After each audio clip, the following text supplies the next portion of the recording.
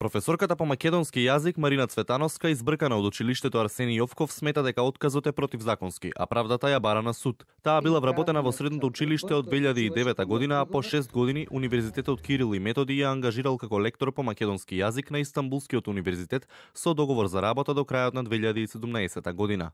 Нејзиниот работен однос во Арсени Јовков бил ставен во мирување, а добила и привремена замена.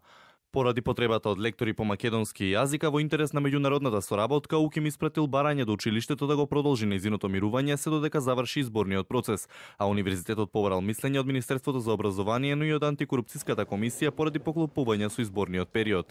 Морам да истакнам училиштето писмено и лично директорката Јованка Лековска навремено беа известени дека мојот ангажман како лектор на Истанбулскиот универзитет во Република Турција е продолжен.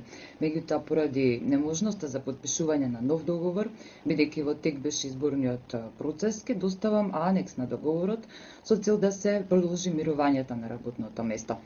Универзитетот Кирил и Методи ги добил потребните одобрувања и од Министерството, како и од антикорупционерите, кои не гледаат пречка за продолжување на нејзиниот ангажман во Истанбул и нејзиното мирување на работниот однос во Арсени Јовков.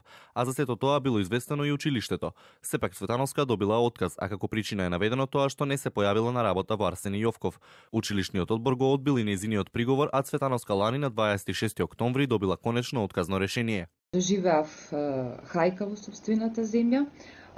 Овде далеко од семејството и домот работам во служба на афирмација на македонскиот јазик, култура и држава. Своите законски права ќе ги побарам на суд, каде што веќе тече постапката и се надевам дека правдата ќе биде задоволена. Но и покрај отказот Цветановска вели дека директорката Лековска побарала и добила согласност од Министерството за образование да го продолжи работниот ангажман на Расим Идризи, кој бил замена.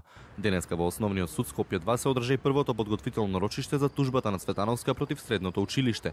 Двете страни ги приложиле доказите, а процесот бил одложен за 25 април. Бидејќи најголемиот дел од доказите се материјални, се очекува случајот да добие разврска уште на следното рочиште. Ниту од Арсени Јовков, ниту од директорката Лековска денеска не добивме став за рочиштето и случајот со Цветановска. Директорката веќе трет ден не одговара на нашите повици и писмени барања по случајот за мрежата тендерски местенки кој го објавивме неделава. Овие тендерски постапки сега меѓу другото се предмет на ревизија од страна на град Скопје.